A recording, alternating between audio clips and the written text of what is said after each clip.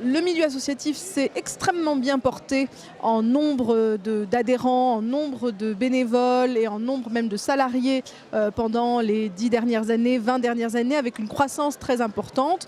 Aujourd'hui, à la fois, ça reste un monde extrêmement créatif, vivant, nombreux, divers, et il y a un certain nombre de difficultés. La crise touche aussi les associations, notamment la crise financière, et puis quelques grandes mutations auxquelles il faut qu'on apprenne à faire face. Il n'y a pas de raison qu'on comprenne mieux les entreprises alors qu'elles sont aussi diverses que nous et que finalement il n'y a pas grand destin commun entre la petite entreprise et l'entreprise du CAC 40. Et pourtant, les Français comprennent, ont une idée de ce que c'est qu'une entreprise. Du côté des associations, on ne pèse pas assez, on ne s'organise pas assez pour que nos intérêts puissent être défendus et nos conceptions promues.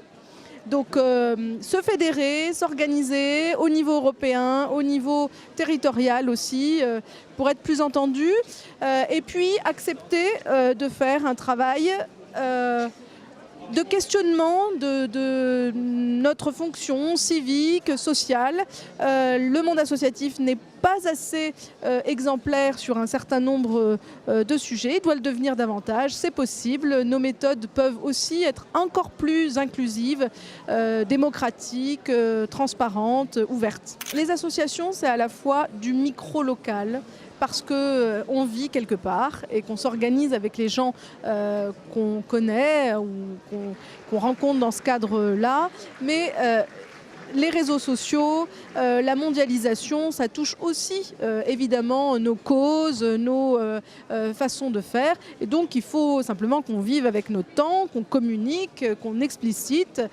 Parce que communiquer, expliciter, c'est fédérer, réunir plus de monde et finalement casser l'idée que les jeunes, par exemple, seraient plus individualistes, moins enclins à l'action collective. Ça n'est pas vrai et autant le faire savoir. Il y a un certain nombre de prises de position qui sont tout à fait intéressantes. Le président de la République a exprimé que l'État n'était pas le seul garant, enfin qu'il était garant de l'intérêt général mais qu'il n'était pas le seul acteur de l'intérêt général et que l'État n'était pas la nation, qu'il attend de la part des Français de participer à travers la vie associative notamment à la co-construction d'un intérêt général.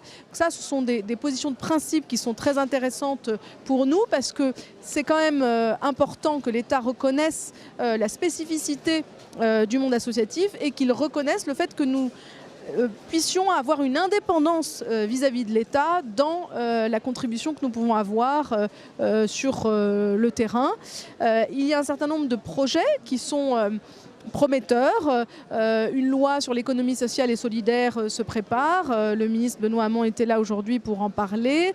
Il y a aussi un projet de charte d'engagement réciproque entre l'État, les collectivités territoriales et les associations qui est en train de se réécrire. Une première mouture existe, mais elle est un peu tombée en désuétude. Donc le dialogue est ouvert.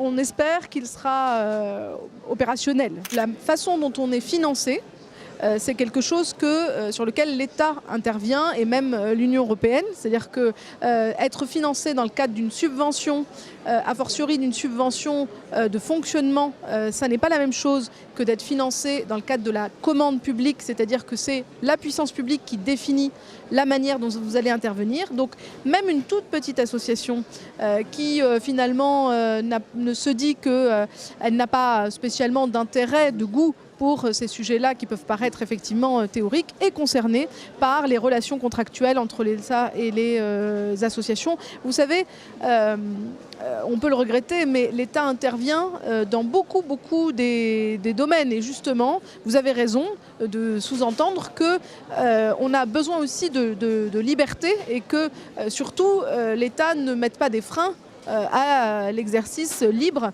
de ce droit d'association parce que effectivement les gens sont créatifs et on n'a pas toujours besoin de contraintes en la matière.